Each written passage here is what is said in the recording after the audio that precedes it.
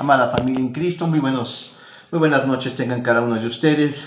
Pues como siempre, para mí es una bendición, es la oportunidad que ustedes me han ofrecido para poder, hermanos, platicar un poquito con ustedes. Bueno, se les sentí lo que Dios tiene para este día viernes, primer viernes del año.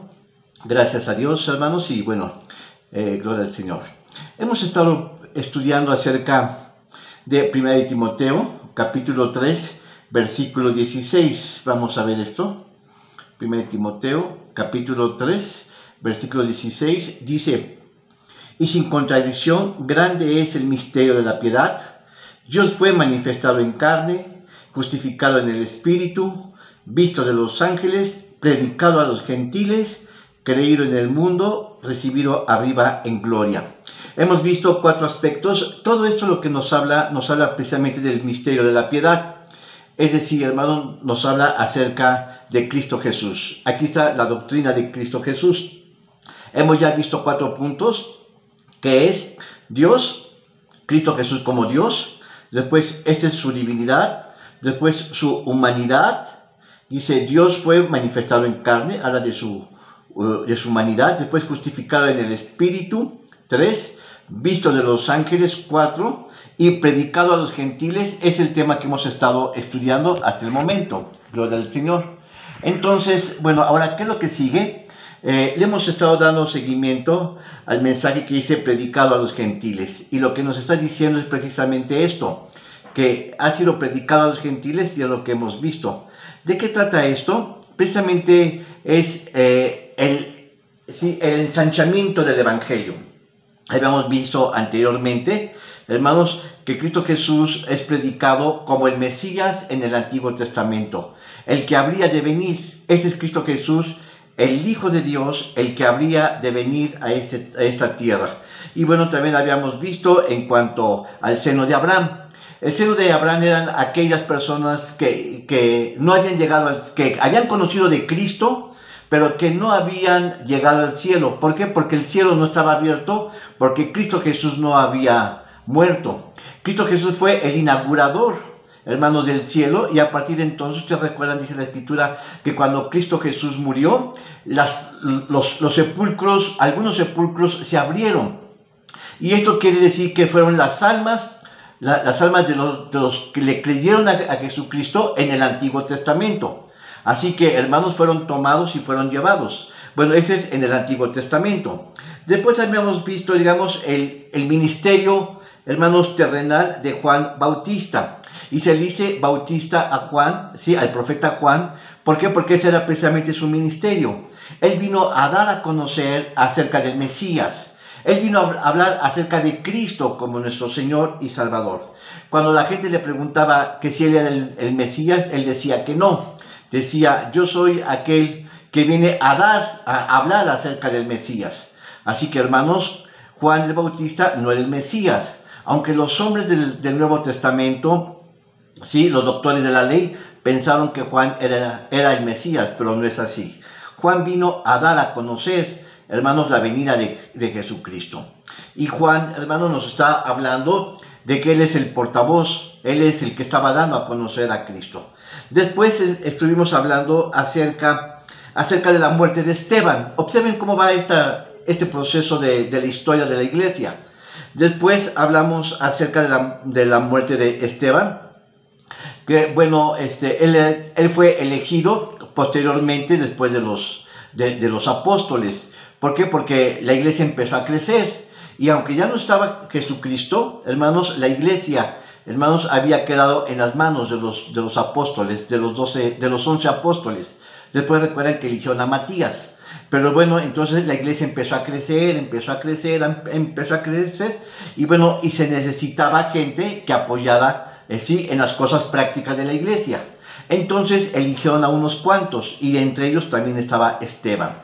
Bueno, Esteban era un hombre lleno de gracia, lleno de fe, hermanos, y podemos ver que, hermanos, cuando Esteban muere, sí, bueno, lo que hace la iglesia es que también ellos tienen que salir huyendo, hermanos, de la persecución que se estaba dando, sí, a los cristianos por medio del Imperio Romano y de los judíos, sí. Entonces, ellos, Esteban muere, y a causa de su muerte, hermanos, dice la escritura que muchos se fueron a Samaria y a otras regiones, de tal manera que en sus casas, hermanos, lo que hubo es que se incentivó más el crecimiento de la iglesia, de tal manera que al incentivarse más, entonces se tenía que necesitar más gente. Y bueno, dio el caso de que la iglesia empezó a salir de Jerusalén, y Jerusalén era el centro de la fe cristiana. Cristo Jesús había iniciado el evangelio ahí, hermanos, pero él ya no estaba. Los 4 evangelios nos hablan precisamente de la presencia de Cristo Jesús en esta tierra. Hermanos, vemos aquí, hermanos, a Cristo Jesús en la tierra. Pero ya el libro de los Hechos ya no vemos en la persona física de Jesucristo, sino que más bien ahora vemos, hermanos, ¿sí?, la obra del Espíritu Santo, moviendo, hermanos, los hilos de la nueva iglesia que estaba surgiendo. ¿Cuál? El cristianismo. Entonces, vemos precisamente, hermanos, que a la muerte de Esteban, muchas personas tienen que salir y tienen que establecerse en otros lugares. Y esas personas, al establecerse en otros lugares, lo que hicieron es que también llevaban su fe adentro, en su alma. Entonces ellos empezaron a pregonar el evangelio, ya no en sus casas, sino que también en otros lugares. Y es ahí, hermanos, ustedes deben de recordar el caso de Pedro. Cuando Pedro, en la primera ocasión, hermanos, él da un discurso evangelizador, hermanos, y dice la escritura que 3,000 almas fueron entregadas a Cristo Jesús. Un gran discurso, muy notable.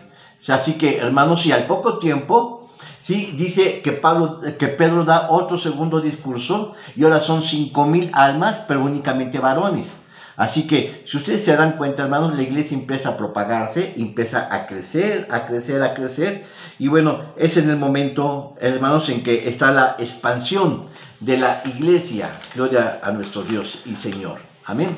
Y bueno, habíamos visto también el caso de, por ejemplo, el caso de Cornelio, que la iglesia lo conoce como el gentil puro. ¿Y quién era Cornelio? Bueno, Cornelio era un oficial del ejército romano. La escritura lo menciona, hermanos, como un gentil muy temeroso de Dios, que se convirtió al evangelio. Pues él en su casa, dice la escritura, que él tuvo una visión, y que a su vez también, al poco tiempo, también la recibió Pedro, ahí en Hechos capítulo 10, del 1 al 17. Dice la escritura que tanto Cornelio como Pedro recibieron una visión celestial, ¿sí?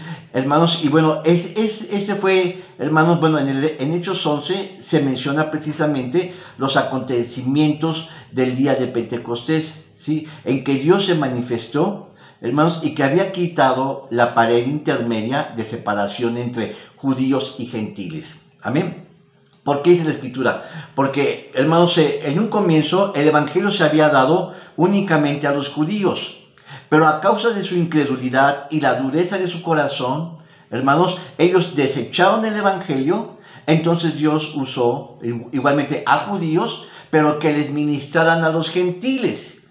Hermanos, y aquí vemos precisamente el caso de los apóstoles. Gloria al Señor. Entonces, Cornelio, pero era un gentil, que había sido un hombre temeroso de Dios, era un hombre salvo. Entonces, él recibió la visión, ¿sí?, de que ahora el evangelio, sí, porque él dice que él vio animales cuadrúpedos. Bueno, el caso de Pedro, que él vio animales cuadrúpedos en los cuales Dios le estaba mostrando que ellos eran precisamente los gentiles, de tal manera que ahora el evangelio se iba a tornar, ¿sí?, a predicar a los gentiles, y ellos iban a ser ahora, hermanos, las nuevas almas entregadas para el Señor. Gloria al Señor. Entonces dice que precisamente cuando Dios se le reveló a Cornelio y a Pedro, lo que Dios le estaba mostrando es que con esta visión se estaba rompiendo la pared intermedia que había de separación entre los judíos y los gentiles, dando a entender, hermanos, que ya no, que el evangelio ahora estaba abierto, hermanos, tanto a judíos, pero también ahora a gentiles. Y ahora ambos estaban en igual de derechos y tenían accesibilidad para conocer el evangelio, hermanos, y a través de esto se estaba dando el plan de salvación hacia toda la humanidad. Gloria al Señor. Así que el Evangelio ya no quedó restringido para judíos, sino que ahora, hermanos, para judíos y gentiles. Gloria al Señor. Bueno, ese fue el caso de Cornelio. Y observen cómo el Evangelio va creciendo. ¿Qué diremos nosotros de Pedro? Bueno, Pedro, hermanos, vamos a entender un poquito el caso de Pedro.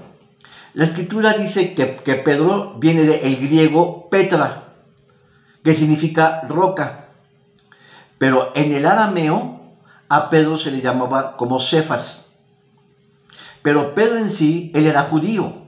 Observen, hermanos.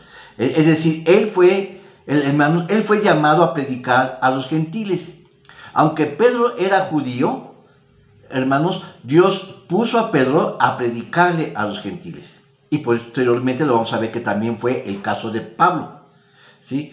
Pero, hermanos, Pablo también era judío. Así que, bueno, ¿cuál es la personalidad de nuestro hermano Pedro? Bueno, Pedro era un hombre sin instrucción, un hombre sin letras, y la Escritura lo pone que era un pescador.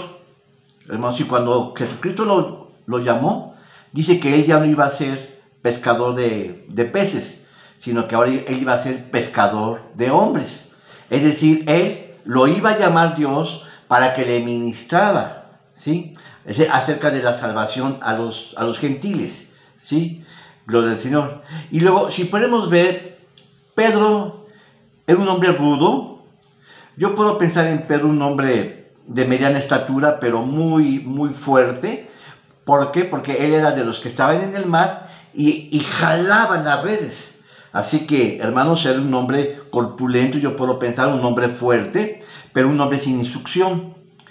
Si cuando nosotros pensamos también en cuanto a su temperamento, vemos que Pedro era también un hombre irreflexivo. Era un hombre que a veces le ganaba más el actuar que el pensar. Como dice la gente, a veces se le van las cabras. Actuaba muchas veces sin racionar, ¿sí?, sin medir las consecuencias. Y lo vamos a ver en esta noche, en varias citas. Así que, pero también algo importante, hermanos, algo importante que es digno de Pedro, hermanos, que Pedro pertenecía al círculo íntimo de Jesucristo. Imagínense qué mayor privilegio. Jesucristo tenía